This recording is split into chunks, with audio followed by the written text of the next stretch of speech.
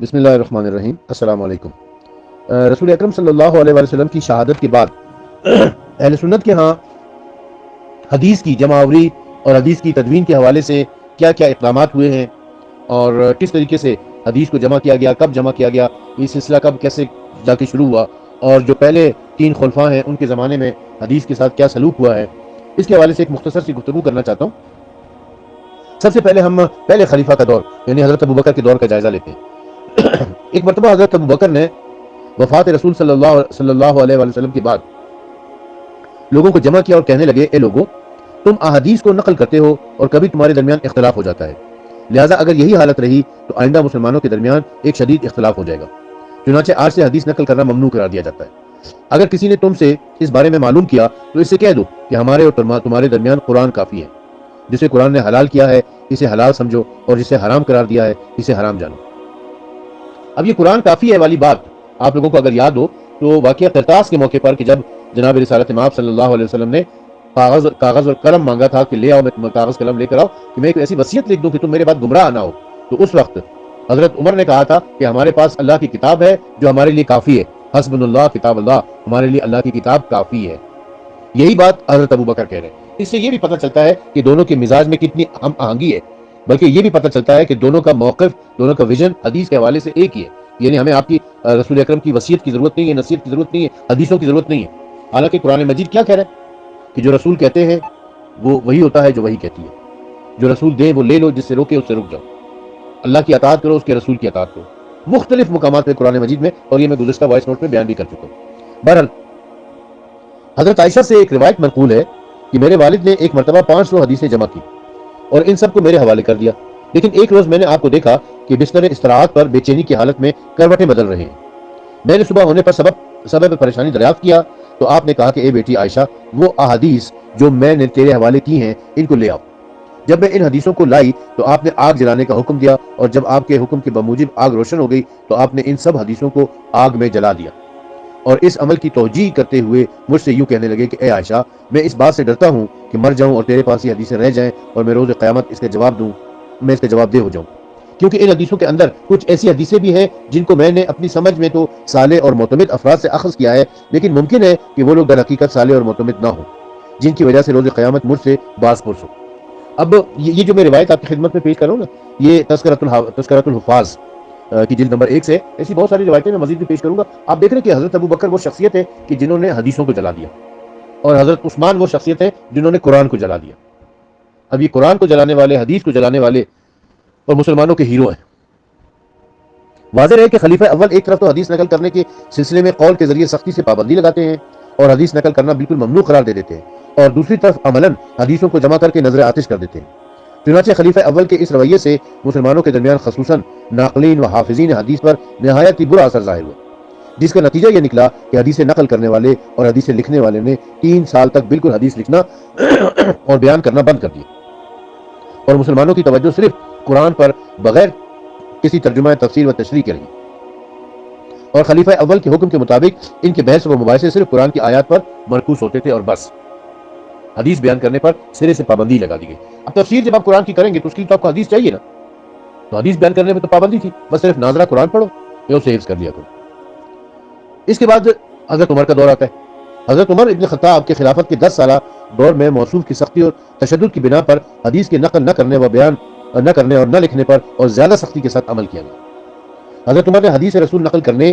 اور لکھنے کو خالی زبان سے ہی منع نہیں کیا، بلکہ آپ نے اپنے اس نظریے پر عمل کرانے کے لیے قوت اور غلبے کا سہارا بھی لیا، حکومت کی جو فورس تھی، طاقت تھی، اس کو بھی استعمال کیا۔ مشہور صحابی قرظہ بن کعب کہتے ہیں کہ جب حضرت عمر مجھے عراق بھیجنے لگے تو وہ مجھے مقام سرار تک رخصت کرنے آئے۔ درمیان راہ میں انہوں نے مجھ سے کہا کہ اے قرظہ، جانتے ہو کہ میں یہاں تک تمہارے ساتھ کیوں آیا ہوں؟ میں نے کہا میرا احترام اور تکریم کی غرض سے آیا ہے۔ حضرت عمر نے کہا ہاں، مگر تکریم کے علاوہ یہاں تک آنے کی ایک اور وجہ بھی ہے، اور وہ یہ ہے کہ تم ایسے شہر میں جا رہے ہو جہاں کے باشندوں نے مسجدوں اور انجمنوں کو قرآن خوانی کی آوازوں میں مملو کر رکھا ہے، جیسے چھتے میں شہد کی مکھی بنبناہٹ گونج رہی ہو،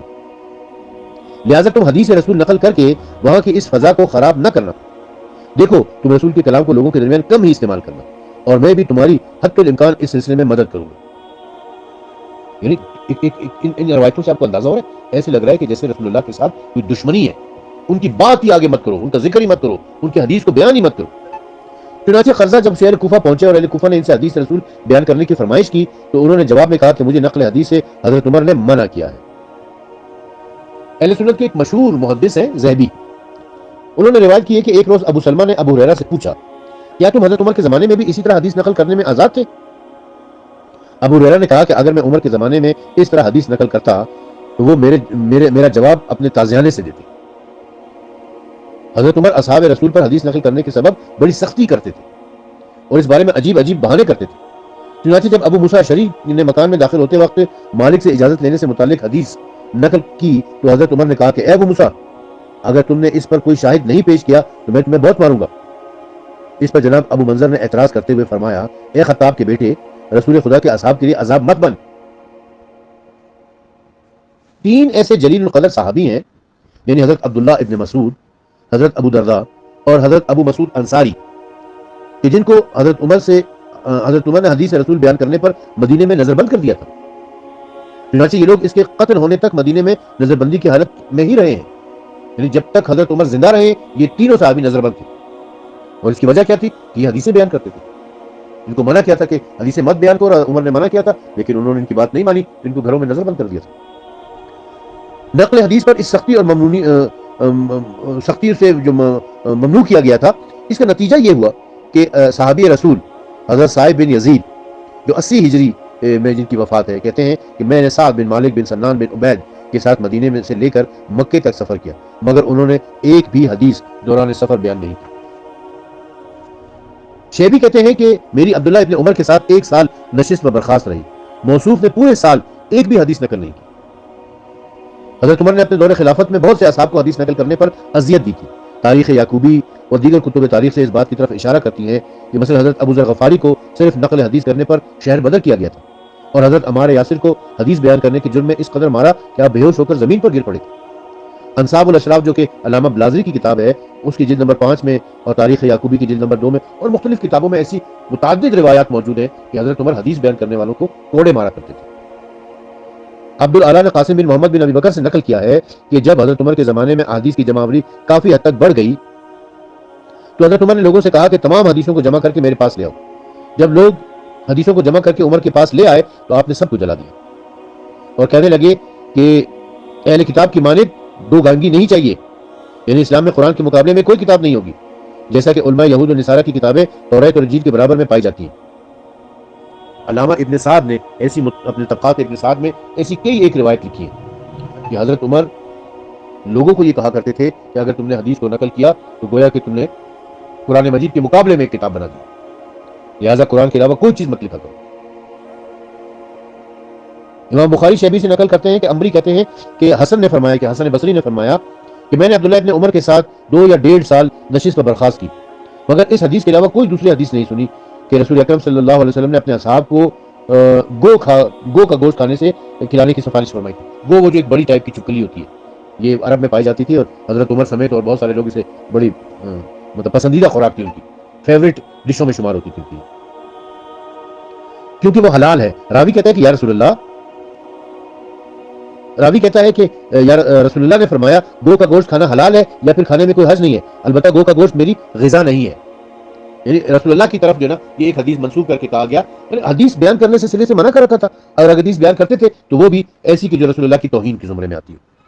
ایک مرتبہ حضرت عمر نے فیصلہ کیا کہ احادیث و سند لکھنے کا لوگوں کو حکم دیں اور اس سلسلے میں دیگر اصحاب کرام سے مشورہ کیا تو تمام صحابہ نے پرزور تائید کی، لیکن حضرت عمر اس کے باوجود 1 ماہ تک پس و پیش میں رہے یہ حکم جاری کریں یا نہیں۔ اس کے بعد ایک روز لوگوں کے درمیان آئے اور کہنے لگے میں خود احادیث کی کتابت اور اس کے بیان کرنے میں پیش قدمی کرنا چاہتا تھا، مگر بعد میں جب میں نے سوچا تو اس نتیجے تک پہنچا کہ گزشتہ زمانے میں اہل کتاب نے خدا کی کتاب کے علاوہ دوسری کتابیں بھی لکھی ہیں، جس کا نتیجہ یہ ہوا کہ کتاب خدا لوگوں نے ترک کر دی اور صرف ان کتابوں کو لے کر بیٹھ گئے، لہٰذا میں نہیں چاہتا کہ کتاب خدا کے علاوہ دوسری کوئی کتاب وجود میں آئے اور خدا کی کتاب میں دوسری چیزیں مل جائیں، چنانچہ اس کام سے اب میں منصرف ہو گیا ہوں۔ اب دیکھ رہے ہیں کہ کس طریقے سے جو ہے وہ حدیث رسول کو روکنے کے لیے بہانے تراش کیے جا رہے ہیں، کیسے کیسے حربے استعمال کیے جا رہے ہیں اور معاذ اللہ حدیث رسول کو قرآن مجید کے مقابلے میں قرار دیا جا رہا ہے۔ اب حدیث کیوں نقل نہیں کی جاتی تھی اس کے اوپر تو ہم بعد میں بحث کریں گے انشاءاللہ، ایک مکمل وائس نوٹ اس کے اوپر بتاؤں گا کہ وہ مسئلہ کیا تھا ان کے ساتھ۔ حضرت ابو بکر، حضرت عمر، حضرت عثمان حدیث کو نقل ہونے سے کیوں روکتے تھے، حدیث کو بیان ہونے سے کیوں روکتے تھے؟ حضرت عثمان کے دور میں کیا کچھ ہوا ہے؟ حضرت عثمان کی خلافت کا 12 سالہ دور حکومت تاریخ اسلام کا وہ تاریخ اور بدنما دور ہے جس میں دنیا پرستی، حق کشی، ظلم، تعدی اور سرکشی عروج پر پہنچ چکی تھی۔ اس دور میں بیت المال سے غریبوں اور مسکینوں کا حق ان لوگوں کو دیا جاتا تھا جن کا کوئی استحقاق نہ ہوتا تھا۔ مالی کرپشن اتنی زیادہ تھی کہ بیت المال کو دونوں ہاتھوں سے لوٹا جا رہا تھا۔ سارے بڑے بڑے عہدے حضرت عثمان نے اپنے خاندان اور اپنے قبیلے میں تقسیم کر دیے تھے، اور قبیلے کے بھی ایسے لوگوں کو جو لچے لفنگے تھے، جو شراب پینے کے عادی تھے، تارک الصلاۃ تھے، ایسے لوگوں کو عہدے دیے تھے، اور ان کا ظلم اور جبر جو تھا وہ تو ایک الگ داستان ہے۔ چنانچہ خلیفہ کے درباری اور آپ کے حوالی موالی بیت المال کا مال لوٹ کھسوٹ کر لکھپتی اور خوشحال بن گئے، اور انہوں نے اپنے بڑے بڑے فلک شگاف محل بنا لیے، مگر افسوس کہ انہی محلوں اور ارد گرد کے مسلمانوں،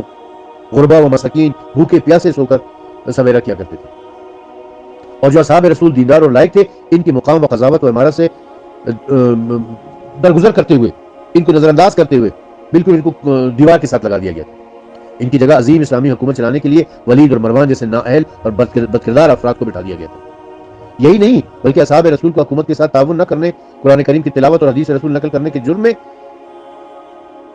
عثمان کے دور میں سخت تنقید کا نشانہ نہیں بنایا جاتا تھا، بلکہ کوڑے بھی لگائے جاتے تھے اور سخت سے سخت سزا دی جاتی تھی، انہیں ذلیل اور رسوا کیا جاتا تھا۔ حضرت عثمان کے دور حکومت میں نہ تنہا حدیث کو چھوڑ دیا گیا بلکہ آیات قرآن مجید پر بھی کوئی توجہ نہیں دی گئی، یہاں تک کہ قرآن کے قاری اور حدیث نقل کرنے والوں کو ویرانوں کی طرف شہر بدل کر دیا گیا، جیسے کہ حضرت ابو ذر غفاری رضی اللہ تعالیٰ عنہ، اور بعض صحابہ کو قید میں ڈال دیا گیا اور بعض کو کوڑے اور تازیانے مار کر حدیث نقل کرنے سے روکا گیا۔ چنانچہ حضرت ابو ذر غفاری جیسے زاہد صحابی کو شام اور وہاں سے ربضہ کی صحرا کی طرف شہر بدل کر دیا گیا۔ عبداللہ ابن مسعود رضی اللہ تعالیٰ عنہ اور حضرت عمار یاسر کو اتنی شدت سے مارا پیٹا گیا کہ آپ بے ہوش ہو گئے اور آپ کی ہڈیاں ٹوٹ گئی، اور اسی پسلیاں حضرت عبداللہ ابن مسعود کے بڑے بزرگ آدمی تھے، بوڑھے سے تھے، بڑے متقی پرہیزگار تھے، حافظ قرآن تھے، محدث رسول تھے، مفسر قرآن تھے، اپنے زمانے کے صاحب فتاوی اور مجتہد تھے، اور ان کو اتنا تشدد کیا گیا، اتنا اس بوڑھے بزرگ کو مارا گیا کہ ان کی پسلیاں ٹوٹ گئی، اور اسی تشدد کی وجہ سے ان کی شہادت ہو گئی۔ خلاصہ یہ ہے کہ عثمان نے یہ حدیث کے بارے میں وہی روش اپنائی جو سابقہ خلفاء ابو بکر و عمر نے اپنائی ہوئی تھی، بلکہ ایک قدم اور آگے بڑھا تھا۔ انہوں نے تو حدیث کو جلایا تھا، اس نے تو قرآن کو بھی جلا دیا۔ حدیث کے ساتھ ساتھ قرآن مجید کو بھی نظر آتش کیا گیا تھا۔ صرف وہ ایک نسخہ جس کو مصحف عثمانی کہا جاتا ہے، جو عمر کی بیٹی حفصہ کے پاس تھا، اسے لے کر اس کی کاپیاں کر کے پورے ملک میں تقسیم کر دی، اور جتنے بھی دیگر صحف دوسرے کسی بھی صحابی کے پاس تھے ان سب کو اکٹھا کر کے ان سب کو جلا دیا۔ حضرت ابو بکر اور حضرت عمر نے حدیثوں کو جلایا تھا، حضرت عثمان نے قرآن کو جلا دیا تھا، اور یہ تینوں مسلمانوں کے ہیرو ہیں۔ اقتدار کے مزے لوٹنے والے یہ تینوں مسلمانوں کے ہیرو بنے ہوئے، جنہوں نے قرآن اور حدیث کے ساتھ اور قرآن اور حدیث کو نظر آتش کیا۔ ایک طرف تو قرآن اور حدیث کے ساتھ یہ سلوک کیا، دوسری طرف اہل بیت کے ساتھ کیا سلوک کیا کہ سیدہ فاطمہ زہرا سلام اللہ علیہا کے گھر کو جلا دیا، ان کو شہید کر دیا۔ سیدہ فاطمہ زہرا جو رسول اکرم کی اکلوتی اور چہیتی بیٹی تھی، ان کو شہید کر دیا۔ خیر، سیدہ فاطمہ زہرا کی شہادت ہمارا موضوع نہیں ہے، ہم تو حدیث کے بارے میں گفتگو کر رہے ہیں۔ میں نے مختصراً آپ کی خدمت میں پیش کیا کہ پہلے 3 خلفاء کے دور میں حدیث کے ساتھ کیا سلوک ہوا تھا۔ انشاءاللہ کل میں آپ کو بتاؤں گا کہ معاویہ نے کیا کیا۔